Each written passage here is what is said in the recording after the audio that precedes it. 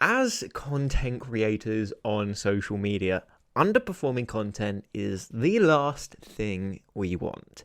But also, as content creators, the ability to be able to look at content and understand why it's underperforming so that we can improve in the future is incredibly important. So today, I just want to talk through a few things as to what you need to do as a content creator if your content is underperforming. So, without any further ado, let's just dive into point number one.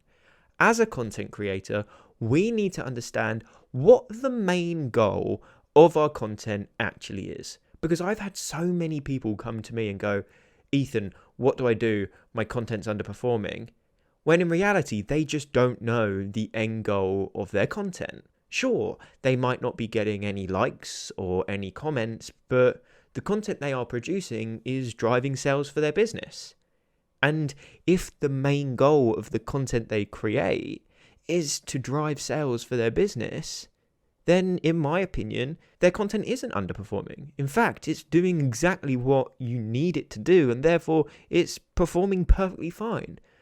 But many people are so focused on the vanity metrics of engagement, they believe that their content is actually underperforming. So first thing you need to do is actually understand, what is the main goal of your content? Is it engagement? Do you simply want to reach the maximum amount of people on social media? Do you want to embed a brand message? Do you want to drive sales for your business? Do you want to get more DMs? Do you want to start more conversations? And dependent on what that goal is, that is how you determine whether a piece of content is underperforming or not. You don't just look at the vanity metrics of how many likes, comments, shares, and saves you're getting. Because if you only look at those, when in reality the goal of your content is completely different, then you're always going to be looking at it and go, hey, this might not be performing the way I want it to. It's underperforming if you aren't getting many likes. But as long as you're achieving the goal of what you're setting out to achieve with your content, trust me, that's all you need to look at. The other things are just an added bonus. And obviously, if you are going for sales, if you are targeting the right people, if the right people are consuming your content, the better the reach, potentially you could make more sales. So these are things that you can consider on the side. But if you are achieving the actual goal, then the content is performing well. And that's the thing you need to determine. So if your content isn't getting the engagement you're expecting, don't just consider that as underperforming, because it might actually be doing what you want it to do. So, point number one, actually determine what you want to achieve with your content.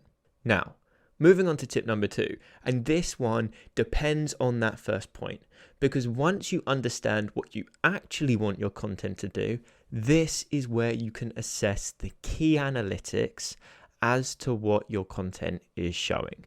So, if you want to simply reach more people, you need to be looking at the impressions your content receives, the amount of shares your content receives, the metrics that directly relate to the outcome you are hoping for. And that's when you then compare your content to other pieces of content you've created. You may compare one and go, this one got shared a lot, this one didn't get shared nearly as much. Why is that? Why did this one perform better than the other? What did I do differently? Did I change anything here? Did I have a different call to action? Did I have a different design? Did I use a different style of copywriting? And this is something that many content creators fail to do. They'll just create, post, and forget. And if they don't do that, if they don't analyze, then how are they ever going to learn from what they've already created? They're not going to. So your ability to assess your key metrics relative to the outcome you are hoping to achieve is very, very important.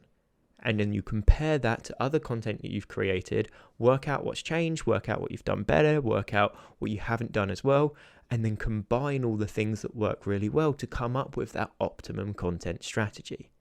So you need to understand your most important metrics relative to the goal you are looking to achieve. If it's reach, obviously, the amount of impressions you're getting, the amount of shares you're getting.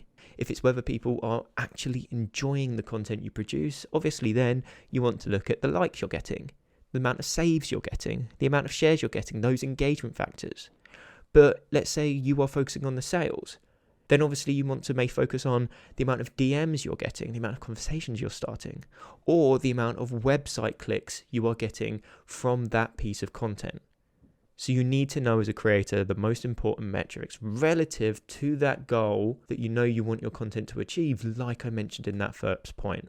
And then have that ability to compare and evaluate why content has performed well relative to content you've created in the past, what's changed, what you can do better, what you can take out from the next post, and therefore improve the content strategy. Tip number 3, ask your audience for honest feedback. This is one of the easiest ways to improve your content. At the end of the day, you are creating content for your audience. If your audience don't like your content, they're not going to want to consume it. So who better to ask for advice as to how you can improve your content than your audience? You need to be empathetic. You need to be honest with yourself, and you need to be humble in your approach to the way you create content. If you aren't willing to take constructive feedback from those that support your work, then you're never going to be the creator that stands out amongst the rest. Post on your stories.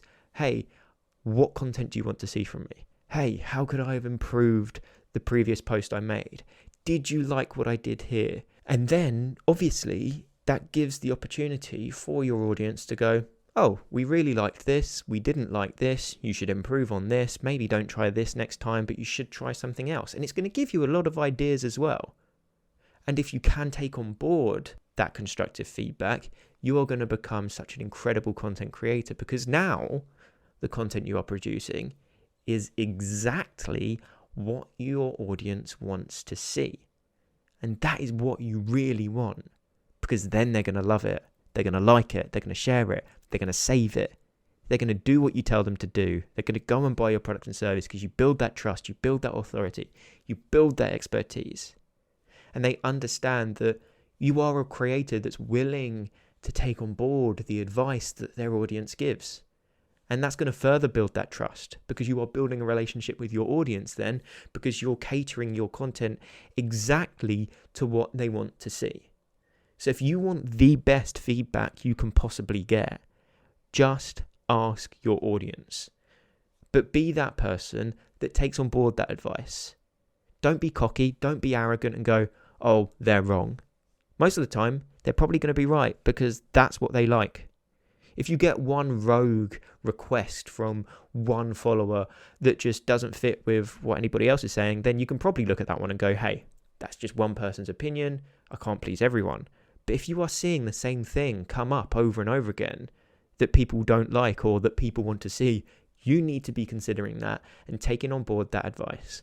Because when you take on board that advice, that's going to instantly improve your content and help it start performing well again. So, tip number 3, just take on board feedback that your audience gives you. Now, the final point that I want to mention, and it's incredibly cliche, but it's very simple.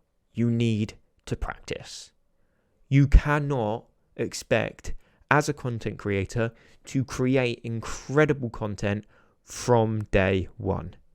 You can go back to the beginning of my Instagram page and see the content I created at the start. I leave it up there for that purpose. I leave it up there so that people can see the journey I've been on through my content creation.